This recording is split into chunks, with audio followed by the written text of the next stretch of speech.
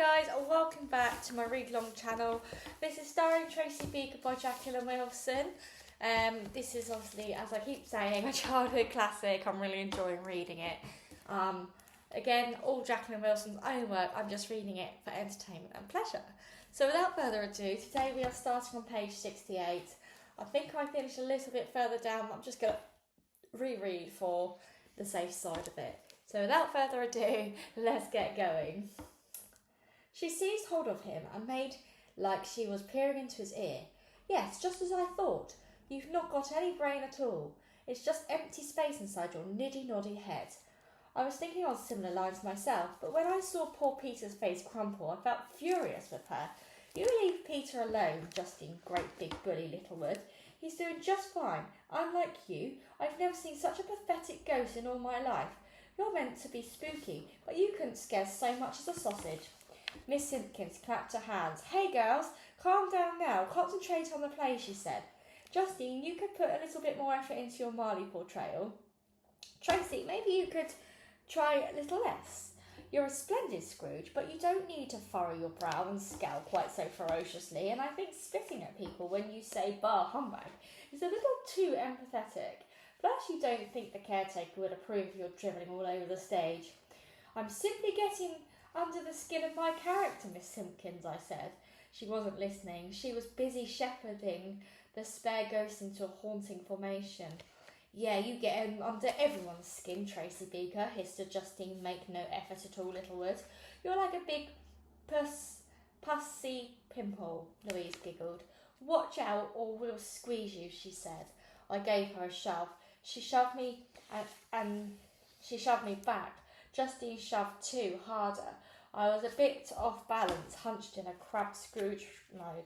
I ended up on my bottom. They laughed. I tried not to cry because it hurt so much. Not that I ever cry, of course.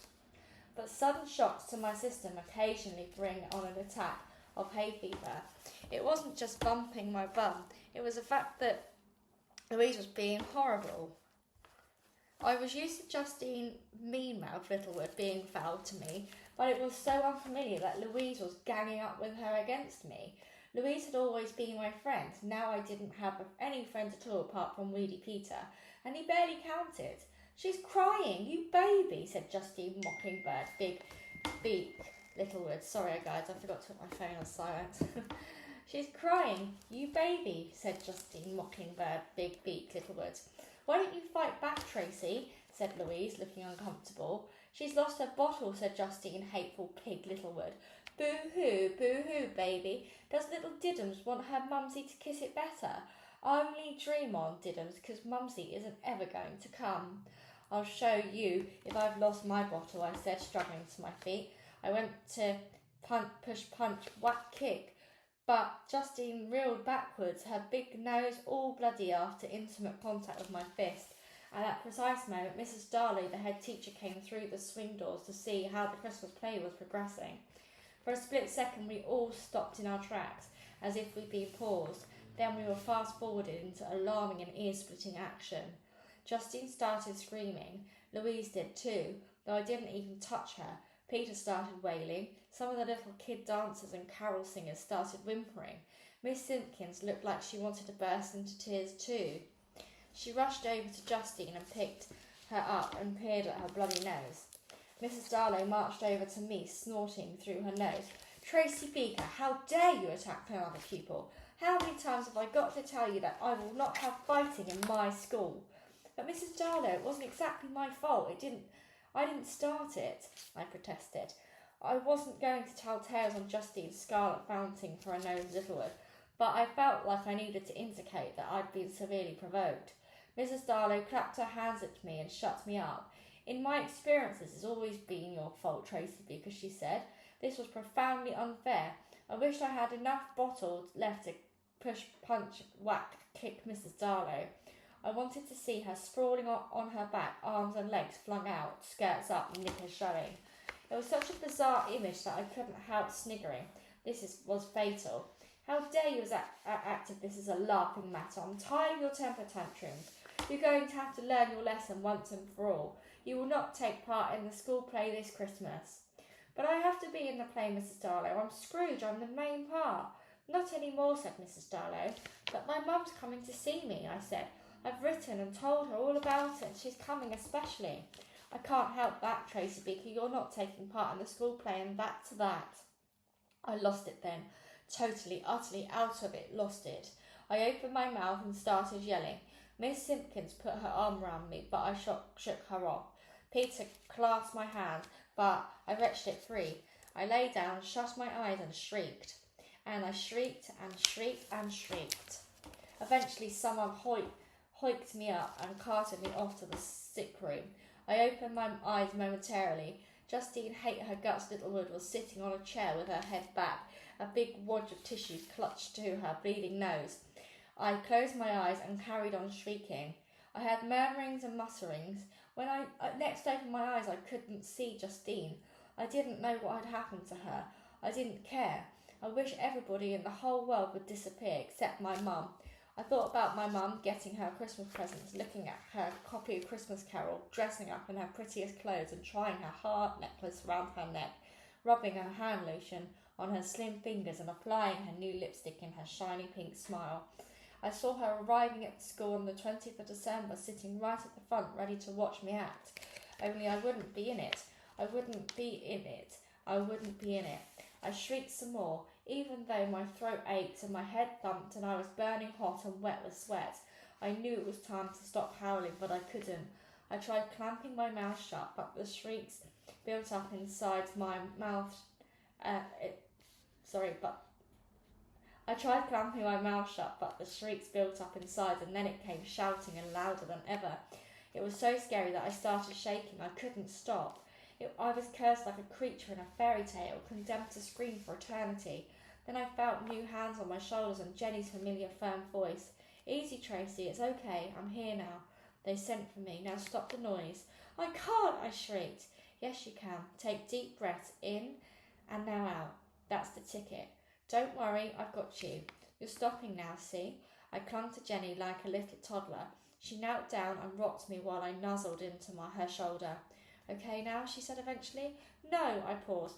I opened my eyes and blinked hard, peering around the room. Justine, she's been taken to hospital, said Jenny, sighing. Oh, I started shaking again. What had I done? I'd only bopped her on the nose. I'd done that several times before, and she'd never been hurt enough to go to hospital. What if I'd hit her so hard her entire nose had burst, and now she just had a big bloody blob in the middle of her face? What if her whole head had exploded, and now they were trying to stitch all the bits back together again? I hated Justine, and I always would, but I didn't want her to be seriously hurt. What if she didn't get better? What if she bled so much she died? I picture her lying limp in White Hospital, doctors and nurses and Louise, Justine's dad, gathered round her bedside. I saw her funeral, all the dumping ground kids trailing in black behind her hearse. I saw Louise weeping, carrying a huge wreath. I tried to tell her I was sorry, but she turned on me and told me I was a murderer. Everyone started murmuring the awful word, murderer, murderer, Tracy Beaker is a murderer. And then I heard sirens and a whole squad of police cars arrived, and the police leapt out and ran towards me, brandishing their truncheons as I started to run in terror, screaming. Tracy, don't start again, said Jenny. I'm sure Justine is okay. Well, she's not. Her poor nose bled horribly, and you're going to be seriously punished for it, my girl. But I don't think there's any long-term harm. Mrs. Darlow is worried you might have broken Justine's nose, but I think she's overreacting a little. Now I'm going to take you back home. You need to calm down in the quiet room. Then we'll talk things over and see what we can do.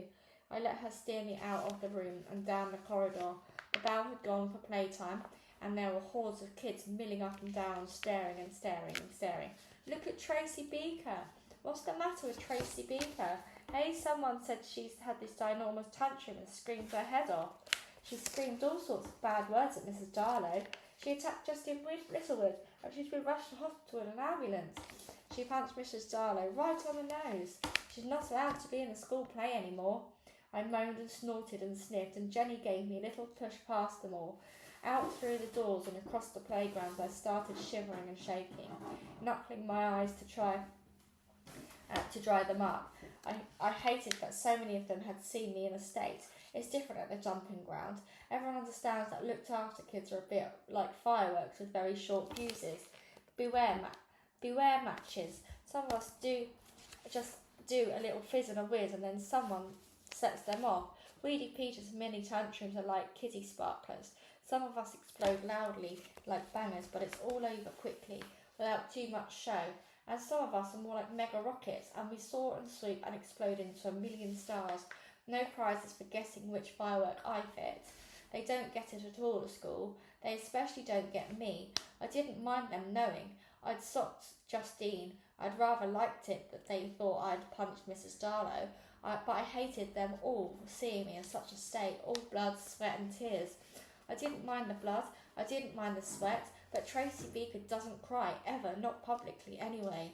The minivan was a very private place, and so is the quiet room, and my bedroom. Jenny said I could come down to tea, but I didn't fancy the idea. Mike brought a tray upstairs to my room. Hey Tracy, I know you're in disgrace, but I wouldn't want you to miss out on spag bowl, and it's particularly tasty tonight. He thrust the tray under my nose. My nostrils pricked with the rich, savoury smell, but I turned my head away. I'm not really hungry, Mike, I said. Miss Fussy Gussie, I've slaved at the stove for hours, so the least you can do is try a mouthful, said Mike, balancing the tray on my lap and twisting spaghetti round and round before. Come on, sweetie, here's an aeroplane. Whee! Through the air and in it swoops, he said, guiding the way he fed his little kids in the dumping grounds. I kept my lips clamped. I didn't even smile at him. I didn't feel in the mood for jokes, even sweet ones, or food, though fag bowl was a special favourite. Come on, Tracy, even Justine hasn't lost her appetite yet. She's the girl with the poorly nose. Is she back from hospital, I said. Yep, poor Justine, said Mike. Is her nose really broken, I whispered. Broken right off, said Mike. But then he saw my expression. Joke, Tracy, it's fine. You just gave her a little nosebleed. But Jenny and I have got to put our heads together and find some suitable means of punishment. You've got to learn to handle your temper, Tracy, especially at school. Jenny and I are sick of apologising to old Dragon Darlow. She's always been a tad wary of all our kids, you in particular, Miss Biff and Bash Beaker. Every time you throw a wobbly at school, you're confirming all her prejudices. You can't punish me any way you want, I said wanly. You can beat me and starve me and lock me in a cupboard. There's not much point, said Mike. If I tried to beat you, I'm sure you'd beat me right back. You're already starving yourself going without your spag bowl, and there's no point shutting you in the art cupboard because I have a shrewd suspicion you know how to pick that lock already. No, I think we'll have to come up with something more to the point. I told you, Mike, I don't care. Mrs. Darlow's punished me already. She won't let me be Scrooge anymore, and my mum won't get to see me act. Some drops of water dribbled down my face and splashed into a plate of spaghetti on my lap. I know how tough that is, Tracy, Mike said, and he gave me a little hug. I know how hard you've worked on your part, and I'm sure you have been the Scroogiest Scrooge ever. I think we both know that we can't take it for granted that your mum can come to see you, but if she did just happen to be there, she'd be so proud of you, sweetheart. All the kids think Mrs. Darlow's being very unfair. They say the play won't be the same without you, Tracy. Who are you trying to kid, Mike? I said wearily. But I reached out and tried a very small forkful of spaghetti. It was still hot and surprisingly tasty. I mean it, Tracy. Little Peter's absolutely beside himself. He's thinking of starting up some petition. Oh, sweet, I said, trying another forkful. Still, I bet Louise and Justine are thrilled to bits that I'm out of the play. Well, you're wrong then, chum. I know you three aren't the best of mates nowadays, but Louise seems quite uncomfortable about the situation. I think she feels she and Justine might have provoked your sudden savage attack. Really? I said, starting to scoop up my spag bowl enthusiastically. What about Justine? What does she say? Well, she's probably the only one of the kids who isn't as yet a signed up member of the Justice for Tracy fan club. That's hardly surprising as her poor nose is still swollen and sore. Oh dear, I said insincerely. Mike ruffled my curls. You're a bad, bad girl, little Beaker. We're going to have to channel all that aggression somehow. That sounded ominous. I was right to be suspicious. The next morning, Jenny and Mike cornered me as I came downstairs, head held high, determined to show everyone I was absolutely fine now. so long as everyone kept their gob shut about mums and plays and head teachers. I held my head a little too high, so I couldn't see where I was going. Some stupid little kid had set a small herd of plastic dinosaurs to graze on the carpet at the foot of the stairs. I skidded and very nearly went bonk on my bum again, but this time my natural grace and agility enabled me to keep my footing just.